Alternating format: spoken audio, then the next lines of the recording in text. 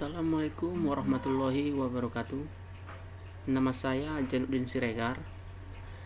Saya dari Prodi Pendidikan Vokasional Informatika.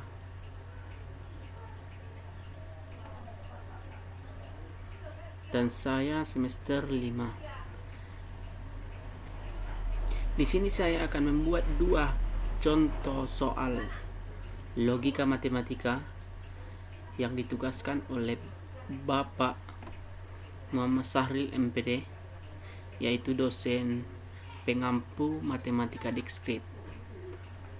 Baiklah, di sini akan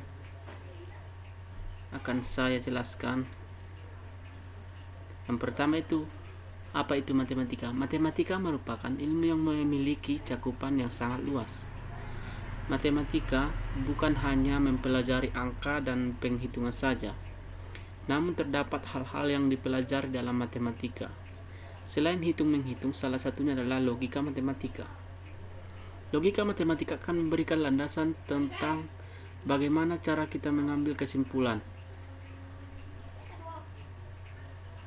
Hal-hal yang pada bagian logika matematika yang akan kita pelajari kali ini mengenai pernyataan.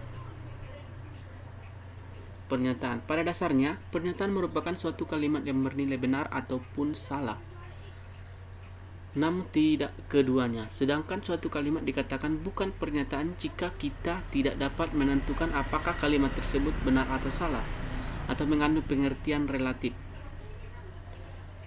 Di dalam logika matematika terdapat dua jenis pernyataan, yaitu pernyataan tertutup dan pernyataan terbuka.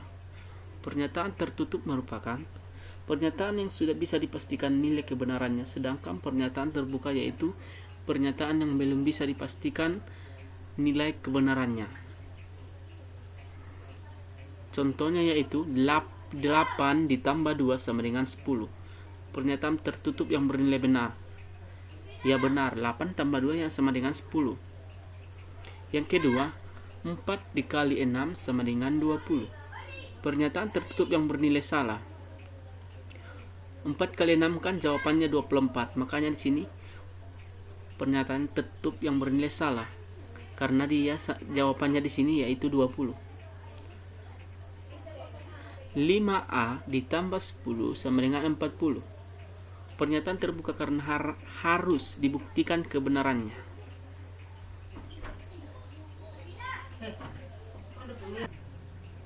Jarak Jakarta Bogor adalah dekat, bukan pernyataan, karena dekat itu relatif. Itu dia contohnya. Di sini juga ada contoh ingkaran atau negasi. Ingkaran didefinisikan sebagai pernyataan yang memiliki nilai kebenaran yang berlawanan dengan pernyataan semula. Berikut adalah tabel kebenaran ingkaran. Ada V, ada di sini ingkaran. Jika P-nya benar, maka ingkarannya salah.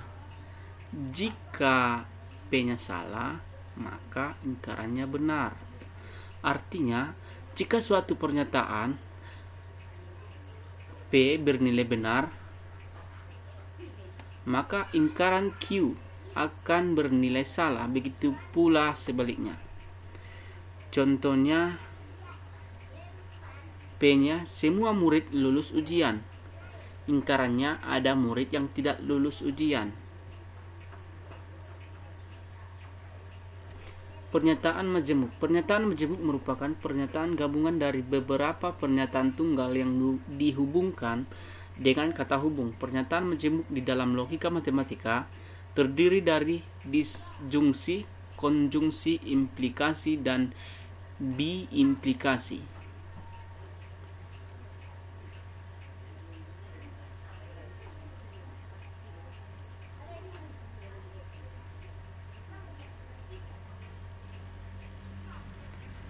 Dari tabel di atas dapat disimpulkan bahwa dalam konsep konjungsi akan bernilai benar jika dan hanya jika kedua pernyataan P dan Q benar. Contohnya, Budi sudah makan, belajar, dan makan.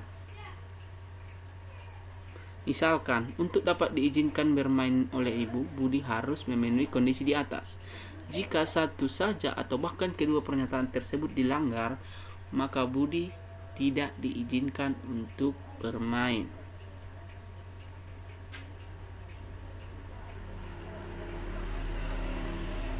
Di sini ada disjungsi, yaitu ada di bawah contohnya. Dari tabel dapat disimpulkan bahwa dalam konsep disjungsi hanya akan bernilai salah jika kedua pernyataan P dan Q salah. Contoh, Bandung atau Palembang adalah kota yang terletak di Pulau Jawa. Pernyataan Bandung adalah kota yang terletak di Pulau Jawa adalah benar. Pernyataan Palembang adalah kota yang terletak di Pulau Jawa adalah salah.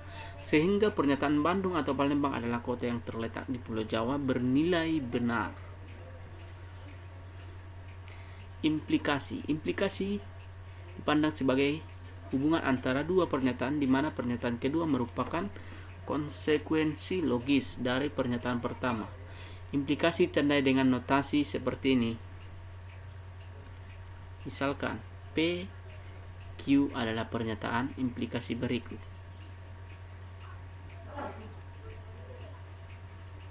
Dari tabel di atas dapat disimpulkan bahwa dalam konsep implikasi akan bernilai salah jika dan hanya jika sebab bernilai benar namun akibat bernilai salah. Selain itu implikasi bernilai benar. Contohnya, jika Budi sembuh maka Budi akan sekolah. Jika betul Budi sembuh lalu Budi masuk sekolah. Budi telah melakukan hal yang benar, namun jika Budi sembuh namun dia tidak masuk sekolah, Budi telah berbuat salah karena mengingkari janjinya. Lalu bagaimana jika Budi belum sembuh? Perhatikan bahwa Budi hanya berjanji masuk sekolah jika dia sembuh. Akibatnya, jika dia masih belum sembuh, tidak masalah bagi Budi untuk masuk sekolah ataupun tidak karena dia tidak melanggar janjinya. Ada biimplikasi.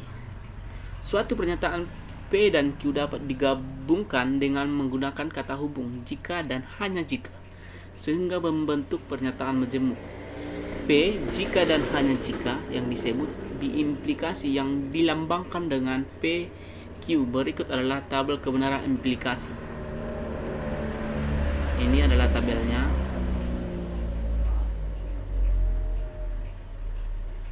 Di sini P-nya benar, Q-nya benar, maka implikasinya juga benar. Di sini dan P-nya benar, Q-nya salah, B implikasinya akan salah.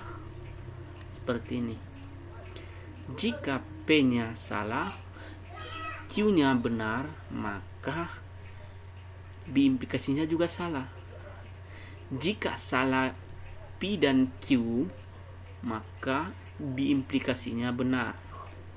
Dari tabel di atas dapat disimpulkan bahwa dalam konsep B implikasi akan bernilai benar jika sebab dan akibatnya pernyataan P dan Q bernilai sama, baik itu sama-sama benar atau sama-sama salah. Contoh, ayah mendapat gaji jika dan hanya jika ayah bekerja. Jika ayah mendapatkan gaji, maka ayah bekerja, dan jika ayah telah bekerja, maka ayah akan mendapatkan gaji. Sebaliknya, jika ayah tidak mendapatkan gaji, maka ayah sedang tidak bekerja. Dan jika ayah tidak bekerja, maka ayah tidak akan mendapatkan gaji. Cukup sekian contoh logika matematika yang dapat saya sampaikan. Kurang dan lebihnya saya mohon maaf. Jika ada kata-kata yang salah, saya mohon maaf. Assalamualaikum warahmatullahi wabarakatuh.